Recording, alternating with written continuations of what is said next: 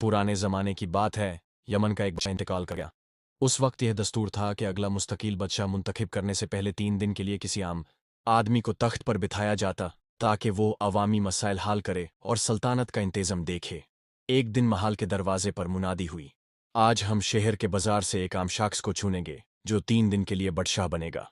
बाजार में एक गरीब, नेक और अल्लाह पर भरोसा रखने वाला आदमी खड़ा था। महल के मुहाफिजों ने उससे पकड़ा और शाही महल ले आए। वो हैरान था कि ये सब क्या हो रहा है, मगर उसने अल्लाह की रज़ा समझकर कबूल कर लिया। तख्त नशीनी के बाद उसने सबसे पहले कहा, मैं ये 3 दिन ऐशो आराम में नहीं गुजारूंगा, बल्कि लोगों के दुख दर्द सुनूंगा। तख्त नशीनी के बाद उसने सबसे पहले कहा, मैं ये 3 दिन ऐशो आराम में नहीं गुजारूंगा, बल्कि लोगों के दुख दर्द सुनूंगा।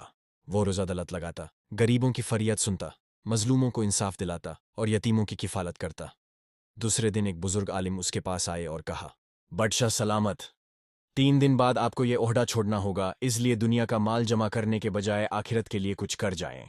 यह बात उसके दिल में उतर गई। उसने बाकी वक्त कायदियों को आज़ाद कराने, मकरूज़ों के कर्ज अदा करने और मजलूमों को उनका हक दिलाने में सर्फ कर दिया।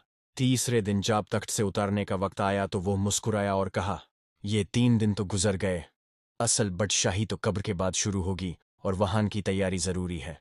फिर वो अपने सादा घर लौट आया, मगर उसकी नेकियन और इंसाफ की मिसाल लोगों के दिलों में हमेशा जिंदा रही। अगर वीडियो पसंद आई हो तो लाइक और सब्सक्राइब कर दें प्लीज़।